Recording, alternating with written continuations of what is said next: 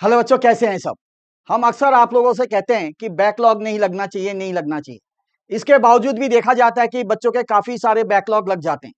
वो समय पर अपनी पूरी तैयारी कंप्लीट नहीं कर पाते। बच्चे घबराने की जरूरत नहीं है, इसका भी समाधान लेकर आया हूं। तो बैकलॉग अलग अलग टाइप्स के होते हैं जो कि यहाँ पे हम डिस्कस करने वाले हैं इस वीडियो के माध्यम से। और उनका समाधान क्या है, उनका सॉल्यूशन क्या है, परफेक्ट सॉल्यूशन, वो भी बच्चों इस वीडियो के माध्यम से मैं आप लोग को बताने वाला हूं।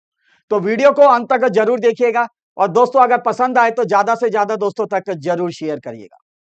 तो बच्चों अगर मैं बात करूं तो मैंने देखा कि 6 ऐसे हिडन आप लोग के बैकलॉग्स हैं जो यहां पे मैं डिस्कस करने जा रहा हूं एक एक करके। तो सबसे पहले अगर हम बात करें बैकलॉग की, तो किस टाइप के बैकलॉग देखने को मिलते हैं। तो सबसे पहले बच्चों आता है आपका स्टडी बैकलॉग, जहां पे आपके चैप्टर्स जो हैं या जो आप चैप्टर्स पढ़ रहे हो, ठीक है, वो आपके छूट जाते हैं, वो समय पे कंप्लीट नहीं कर पाते हो। दूसरा आता है लेक्चर बैकलॉग। मान लो आप रिकॉर्डेड लेक्चर्स देख रहे हो, ठीक है, या ऑफलाइन का कहीं भी कोचिंग कर रहे हो और आपका वो क्लास छूट जाती है, वो रिकॉर्डिंग छूट जाता है, वो वीडियो जो आप देख रहे हो वो छूट जाता है, तो ये भी एक तरीके का आपका बैकलॉग के अंदर ही आता है। अगर मैं नेक्स्ट बैकलॉग की बात करूं, रिवीजन बैकलॉग, ठीक है, आपने मान लो एक चैप्टर कंप्लीट कर दिया बट उसको रिवीजन करने का आपके पास टाइम ही नहीं मिला, ये भी एक तरीके का क्या हो गया, बैकलॉग। इसी तरीके से अगर मैं बात करूं टेस्ट बैकलॉग, हम लोग अक्सर कहते हैं कि बच्चों जब चैप्टर कंप्लीट होता है तो चैप्टर वाइज टेस्ट दो और उसके बाद फुल कोर्स का टेस्ट देना है। यहां पे भी आप लोग का बैकलॉग लग जाता है, आप समय पे टेस्ट नहीं दे पाते हो और जिसके कारण आपका रिजल्ट नेगेटिव हो जाता है। नेक्स्ट आता है डाउट बैकलॉग। आप सोचते हो यार कल कल कल कल कल पूछ लेंगे टीचर से, फैकल्टी से, और वो आपका रह जाता है, तो ये भी आपका एक बैकलॉग। और सबसे बड़ा बैकलॉग जो कि आपका एमसीक्यू प्रैक्टिस। अक्सर मैं बच्चों को कहता हूं कि जो आपका मॉड्यूल के अंदर एक्सरसाइज क्वेश्चंस हैं, जो एमसीक्यू हैं, उनको जरूर करें। बच्चे क्या करते हैं, उसको छोड़ देते हैं, इग्नोर करते हैं। मैं बार बार कहता हूं बच्चों, वही आपका गीता है, वही बाइबल है, वही कुरान है, सब वहीं से ही आना है। ये भी आप छोड़ देते हो, ये भी एक तरीके का आपका बैकलॉग होगा, ठीक है। अब हर एक बैकलॉग के लिए सर क्या सॉल्यूशन है और क्या गलतियां आप लोग करते हैं, वो एक एक करके मैं बताने जा रहा हूं। तो मैंने यहां पे हिंदी में साफ करके लिखा है, ठीक है, इस पीपीटी के अंदर कि आप गलती कहां करते हैं और कैसे आपने ठीक करना है। तो सबसे पहले यहां पे मैं बात करने वाला हूं बच्चों स्टडी बैकलॉग क्या होता है, ध्यान से देखो। तो सबसे पहले मैंने ये आपको बड़ा कर दिया आपके लिए समझने एक एक चीज को, ठीक है। वीडियो थोड़ी बड़ी हो सकती है बट चीज को समझना कि सच में ये गलती करते हो कि नहीं करते हो।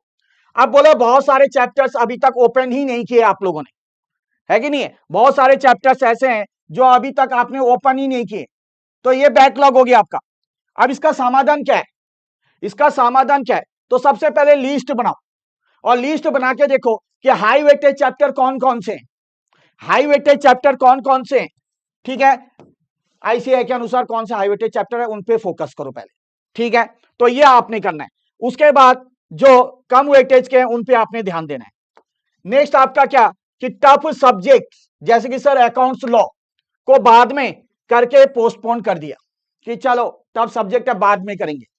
बट एक चीज यहां पे ध्यान रखना, जैसे कि मैंने आपको कहा कि जो हाई वेटेज है कम से कम वो तो आपको कंप्लीट करना पड़ेगा, चाहे वो अकाउंट्स के अंदर हो, चाहे आपका लॉ के अंदर इंडियन कॉन्ट्रैक्ट एक्ट हो, उन पे बच्चों, क्योंकि वो हाई वेटेज चैप्टर है, वहां से आपका अच्छा खासा एक स्कोर खड़ा हो सकता है। तो जो हाई वेटेज चैप्टर है चाहे वो बेशक डिफिकल्ट हो बट वहां से आपके मार्क्स आ रहे हैं, ठीक है, तो वो तो आपको करना ही करना, उनको पोस्टपोन करने की कोशिश मत करें आप लोग। उसके बाद आता है नया सिलेबस आता रहा, पुराना पेंडिंग, नया सिलेबस आप पढ़ रहे हो, पुराना आपका पेंडिंग होता जा रहा है, उसको पढ़ने का आपके पास टाइम है ही नहीं। तो डेली आपने क्या करना है मेरे दोस्त, डेली न्यू चैप्टर जब आप स्टार्ट कर रहे हो तो एक स्लॉट ऐसा बना दो कि भैया जो आपने पढ़ा है ना, जो आपने पढ़ा है उसको एक बार गो थ्रू आप लोग कर सको, ठीक है। उसको आपको क्या करना पड़ेगा, कवर करना पड़ेगा।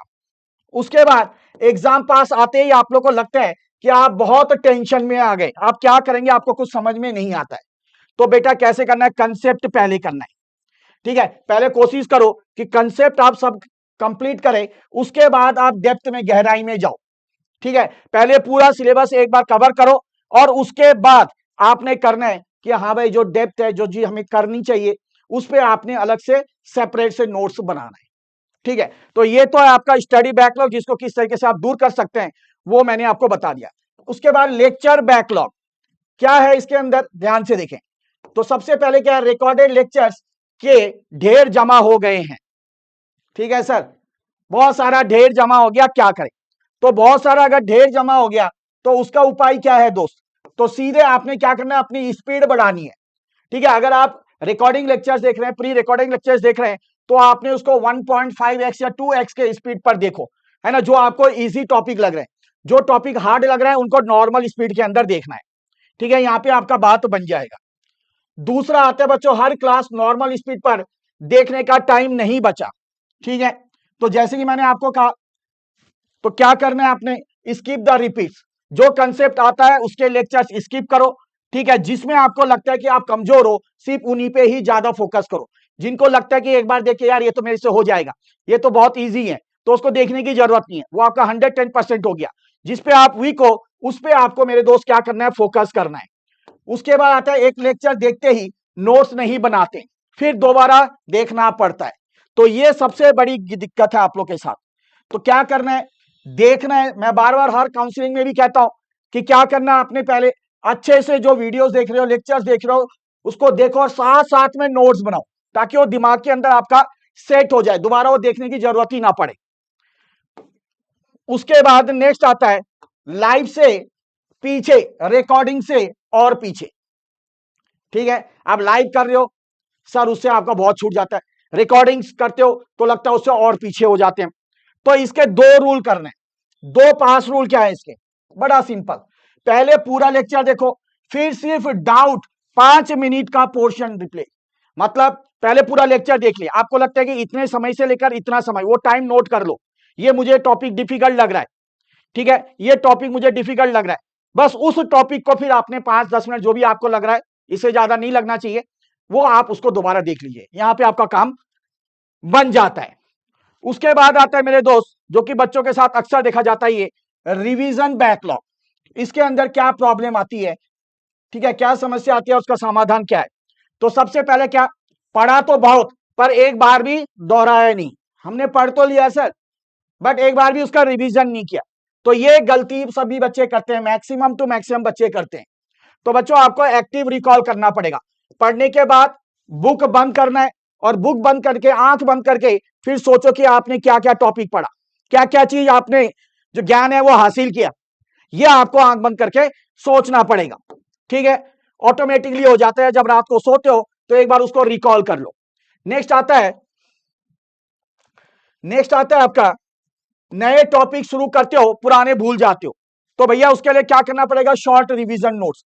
नोट्स बनाओ, अपने हाथों से बनाओ, जितना अच्छा अपने हाथों से बनाओगे उससे बेहतर कुछ नहीं है। फॉर्मूला शीट बनाओ, जो आपको डिफिकल्ट टॉपिक लग रहे हैं उसके शॉर्ट नोट्स बनाओ। जिनको लगता है यार ये तो बहुत ईजी है, मैं कर सकता हूं, 110% श्योर हो, उसको छोड़ दो। बाकी जो लगता है अभी कमजोर हो, उसको नोट्स बनाओ। ठीक है, फॉर्मूला शीट बनाओ, ताकि उसको जब भी समय लगे बार बार आप उसे देख सको। उसके बाद एग्जाम से पहले सब एक साथ रिवाइज करने की गलती ये आप करते हो, कि भैया सभी एक साथ रिवीजन करने की कोशिश करते हो आप लोग सब चीज, तो ऐसा नहीं करना है। ठीक है, आपको क्या करना पड़ेगा उसके लिए, एक मिनट, तो उसके लिए ये ऊपर वाला मैंने छोड़ दिया शायद, कोई नहीं। उसके बाद रिवीजन के लिए अलग से नोट्स नहीं बनाते, ये सबसे बड़ी गलती करते हैं। तो बेटा उसके लिए आपको जितना आपने एक दिन के अंदर टॉपिक पढ़ा है, या एक हफ्ते के अंदर पढ़ा है, या 15 दिन के अंदर पढ़ा है, वो सबके नोट्स आपके प्रॉपर बनने चाहिए। नोट्स नहीं बनाओगे कुछ नहीं हो सकता। और आखिरी में जो आपके साथ गलती करते हो, या जो प्रॉब्लम आती है कि एग्जाम से पहले सब एक साथ रिवाइज करने की गलती, तो बच्चों इसमें क्या करना है, डेली 30 मिनट्स, रोज 30 मिनट, सिर्फ कोई नया टॉपिक पढ़ने से पहले जो पुराना टॉपिक किया, जैसे मैंने बार बार कहता हूं, उसको एक बार दोबारा रिकॉल आपने जरूर करना है। ठीक है जी। उसके बाद आता है दोस्त, टेस्ट में बैकलॉग। ठीक है, ये सबसे बड़ी कमी और एक आ गई आप लोग के पास। क्या करते हैं, क्या प्रॉब्लम आती है इसमें, तो ध्यान से देखेंगे। तो सबसे पहले चैप्टर टेस्ट और फुल मॉक टेस्ट अटेम्प्ट ही नहीं किया, तो ये गलत है। तो बार बार आपको कहते हैं, जैसे आपने चैप्टर वाइज चैप्टर कंप्लीट किया, आप चैप्टर का टेस्ट दीजिए। जब वो आपका हो जाएगा पूरा सिलेबस कंप्लीट, उसके साथ साथ आपने फुल कोर्स का टेस्ट देना है दोस्त। ठीक है जी। नेक्स्ट आता है, पहले पूरा पढ़ लूं फिर टेस्ट दूंगा, ये गलती करते हो आप लोग।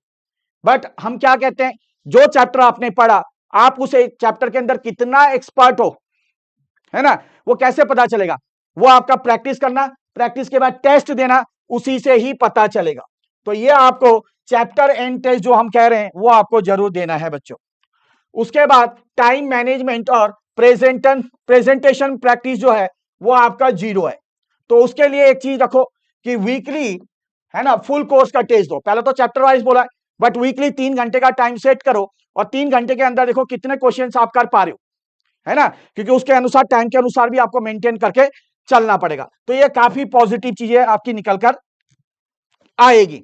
उसके रियल एग्जाम में पहली बार प्रेशर फील होता है, डेफिनेटली होता है, बट ध्यान रखो बच्चों, अगर आपने एनालाइज करी अपनी गलती को, आपने अगर अटेम्प्ट किया टेस्ट को प्रॉपर्ली, आपने अगर प्रॉपर्ली नोट्स बनाया, तो कहीं पे भी दिक्कत नहीं आएगी, क्योंकि ऑलरेडी आप उस चीज का सामना कर चुके हो पहले।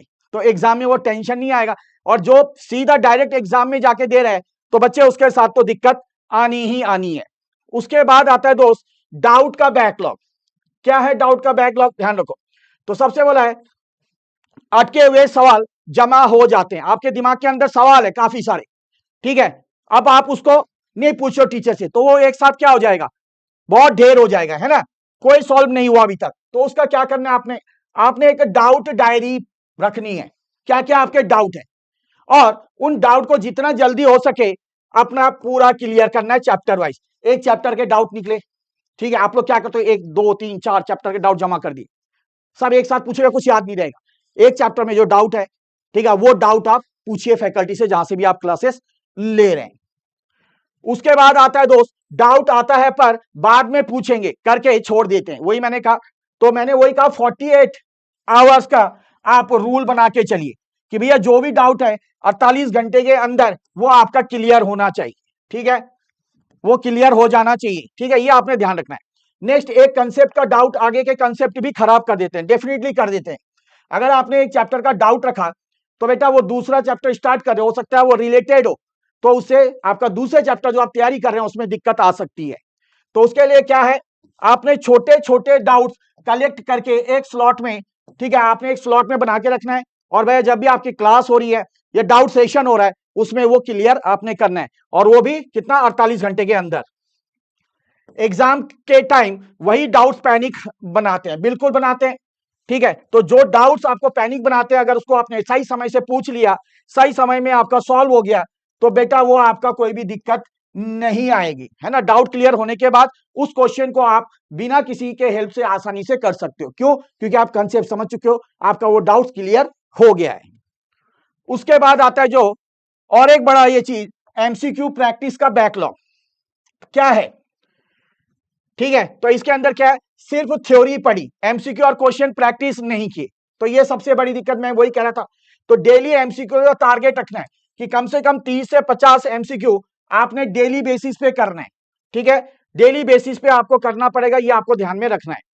उसके बाद बोला है सीए फाउंडेशन के 2 पेपर जैसे maths, LR, stats and eco पूरे ऑब्जेक्टिव है, तो इसको टाइम के मुताबिक प्रैक्टिस करना है दोस्त, ठीक है। आपने देखना है कि भैया स्पीड भी रखनी है और हमें क्वेश्चन सही भी करना है, क्योंकि नेगेटिव मार्किंग भी होता है, ठीक है। 2 घंटे के अंदर आपको 100 क्वेश्चन करने होंगे इन केसेस में, इन चीजों पे आपने ध्यान देना है मेरे दोस्त।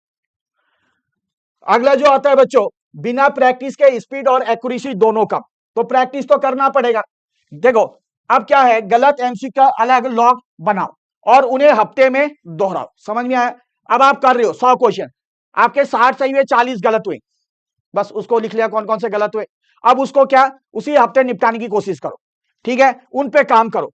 जब नेक्स्ट आप टेस्ट दोगे तो डेफिनेटली आप दोस्त आप लोग का स्पीड बढ़ेगा। नेगेटिव मार्किंग का रिस्क समझ ही नहीं आता, तो बस वही चीज है कि भैया आपने जो भी होना चाहिए 100% आपका श्योर होना चाहिए। जब तक आप 100% श्योर नहीं हो तो दिक्कत हो जाएगी। और उसके लिए सबसे अच्छा तरीका बोल रहा हूं कि अपना आईसीएम है जो स्टडी मटेरियल, जो आपका एमसीक्यू बैंक है, उसको आप जरूर जरूर जरूर करें, उससे आप लोग का बहुत ज्यादा फायदा होता है, ठीक है। आईसीआई का जो एमसीक्यू बैंक है। अब आपने अगले 48 घंटे कैसे करने, अगर आप इन चीजों को समझ गए हो तो अगले 48 घंटे का मैं आपको एक एग्जांपल दे रहा हूं, कैसे आपने करना है, एक एक चीज मैं आपको बता देता हूं।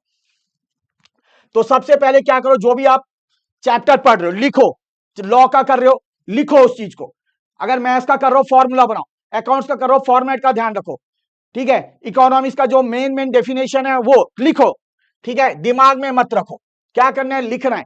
दिमाग में रखोगे वो पेंडिंग हो गया, लिखोगे तो वो आपको रिकॉल होता रहेगा कि हाँ भाई मैंने लिखा था, चलो थोड़ा भूल रहा हूं तो एक बार उसे मैं देख लूं।